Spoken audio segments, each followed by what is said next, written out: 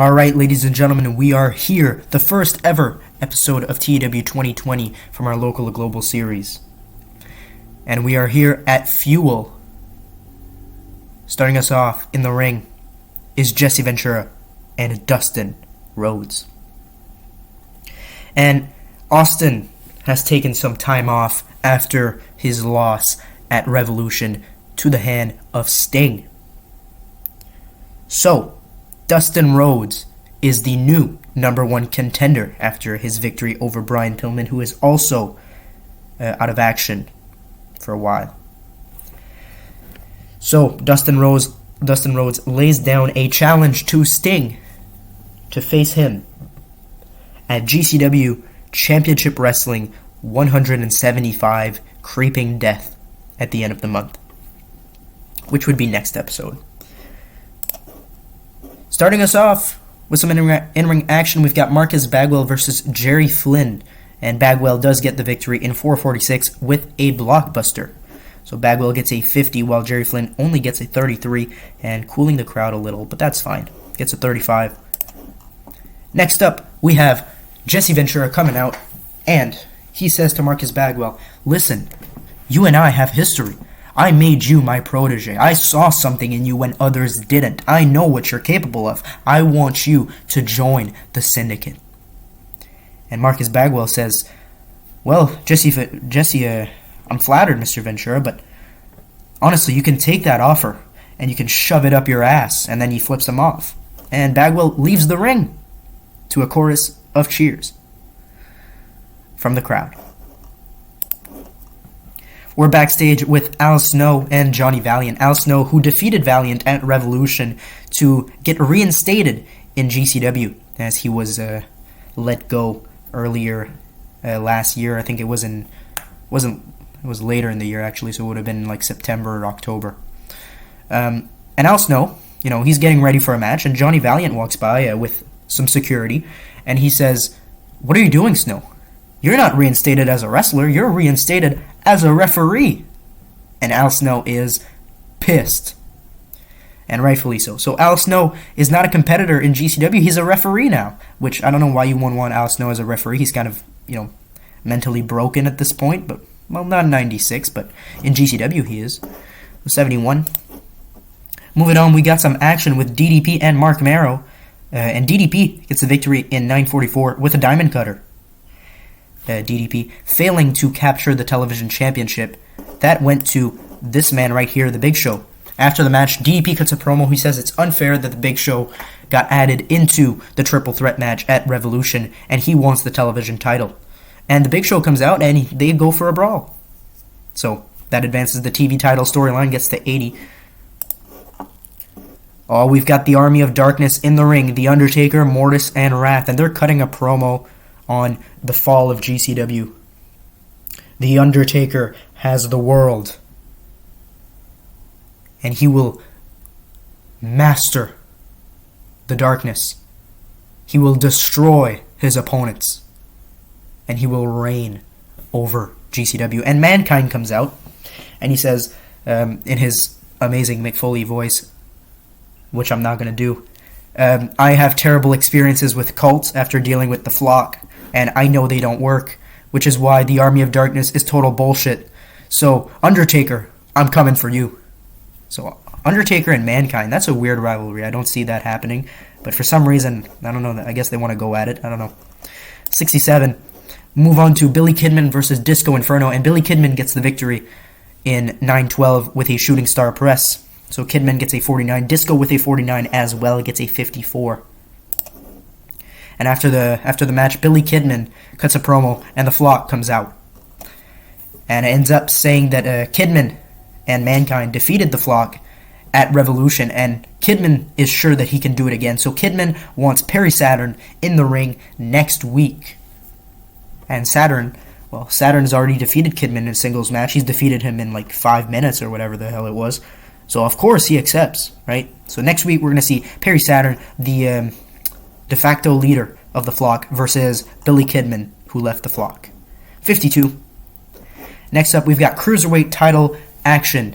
Eddie Guerrero versus Juventud Guerrero. And in 7:40, Eddie gets the victory with a frog splash, makes defense number 1 of the GCW Cruiserweight Championship, which he won at Revolution 1995, defeating his nephew, Chavo Guerrero. Eddie gets a 77, Juventud gets a 48. 79, best match of the night so far, and after the match, Eddie Guerrero is celebrating, and Chavo comes out, and, he wants his uncle back, that's the only reason he gave him the title shot at Revolution, was to hopefully put aside their differences and come together once again. And Eddie shoves Chavo to the ground and obviously refuses, and he leaves the ring. So, I guess this storyline will continue. 58.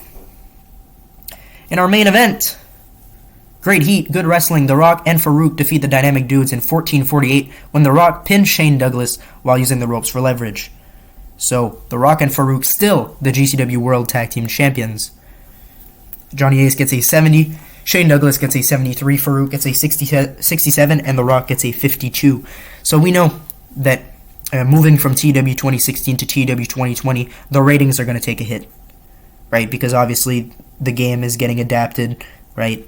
You still need time for the worker improvements and stuff like that, which means some of our workers won't be as good as they can be in the future because of technicality and stuff like that. I'm not going to go too much into detail, but so The Rock is going to get reset to like low 50s for a while, but he'll eventually climb up to really high scores, considering he's only getting into the business now, so it doesn't really matter in the end.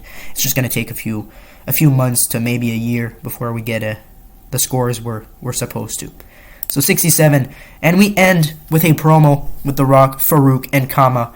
They get in the ring, and they announce that the Nation of Domination is born. And that's how we end the first episode of 1996 Fuel. Gets an 80. Honestly, I thought that was going to get worse for the first show, but improve our popularity in 18 regions.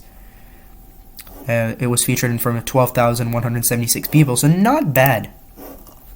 Another thing you're going to notice is contracts in GCW for TEW 2016. If you hire somebody on a contract. Geez, I can't speak today, but a monthly contract, a written contract.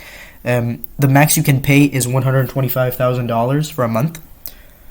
And usually you only get workers with 100 popularity all over getting those types of contracts, but okay, we're going to deal with that in a second. But actually, this is perfect to show my point. So Jerry Lawler, right? I'm negotiating with Jerry Lawler, but look how much he wants. He wants $80,000 per month.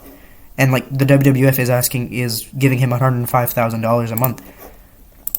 That's because the way contracts work in TEW 2020 as opposed to TEW 2016 is vastly different. And contracts are higher paid in TEW 2020. So the reason why for some, like, our highest paid is, I think, Sting. If you check our contracts and we go to pay, oh, never mind, Chris Benoit with $48,000 per month. Well, $48,000 per month for Benoit might be a little low. How do you check how much he's worth? I forgot. Oh yeah, you would go to right here. Yeah, Chris Benoit. Okay, so it's a little more than I thought it was, but. So Chris Benoit might not be the best example, but let's go for like Brian Pillman. He might be a better example. He's making $15,000 per month, right? But Brian Pillman in TEW 2020 should be worth more. He should be worth around the same as Benoit. Oh, maybe not. $22,000. Okay, it's not as bad as I thought. I thought it was going to be worse, but you'll see what I mean as we go later in the series.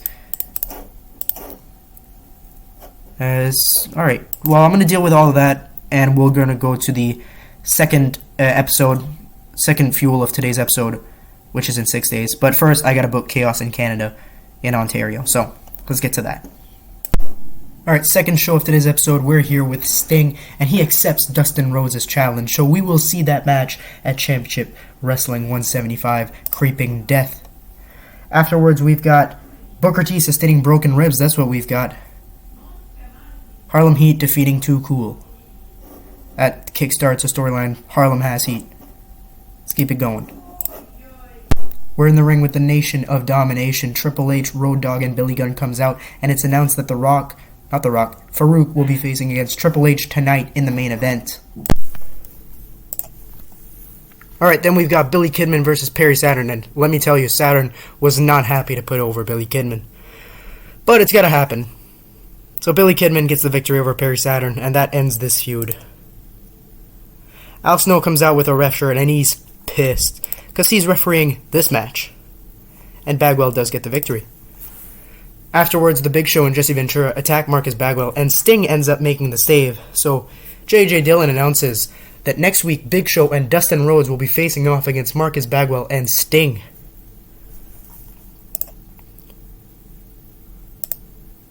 Alright. DDP comes out. And the Big Show, of course, still there. And they will face off at Championship Wrestling 175 for the TV title.